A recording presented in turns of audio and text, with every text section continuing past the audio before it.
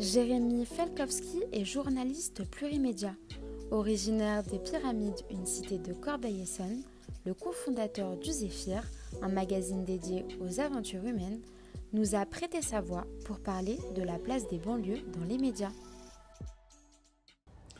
Très clairement, si on se penche sur l'actualité, sur ce que les médias montrent de la banlieue, on se rend très vite compte qu'on ne parle que de perquisitions à 6 heures du matin, d'interpellations, de violences, de méfaits.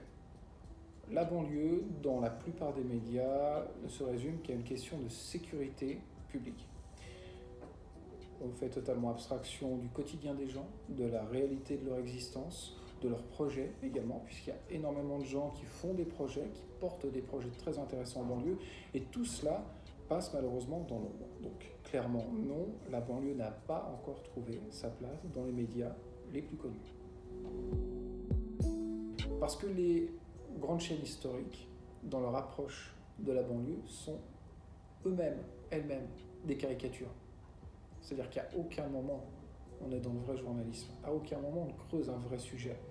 On se laisse aller à la facilité du buzz. Effectivement, c'est beaucoup plus séduisant de voir des carambolages, de voir une perquisition chez un grand trafiquant de drogue, d'aller saisir des armes avec la BAC. Derrière, dans l'ombre, on a des gens qui se lèvent à 5 heures du matin pour aller bosser. On a des gens qui portent des projets sociaux, économiques, politiques, citoyens, sportifs dans les banlieues. Et les grands médias que nous avons cités partent du principe que ça n'intéresse pas le public.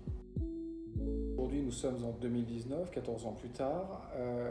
La principale coloration de l'actualité des banlieues, c'est la violence. Il s'est passé quelque chose de fondamental. Cependant, depuis 2005, c'est la création du Bondi Blog, qui apporte une lumière tout à fait différente, une implication, une intégration sur le terrain et le territoire des banlieues, que l'on considère au demeurant comme un territoire de non-droit. Mais le Bondi Blog et tous ceux qui ont pu s'engager dans cette démarche-là ont prouvé que non, on pouvait s'impliquer, on pouvait couvrir la réelle actualité des banlieues et proposer quelque chose de beaucoup plus constructif. Tout simplement parce que ça donne réellement la parole aux gens, aux vrais gens, si j'ose dire. Par ailleurs, depuis 5-6 ans, on assiste à l'émergence d'une nouvelle génération de médias. Et ça, c'est un bel espoir.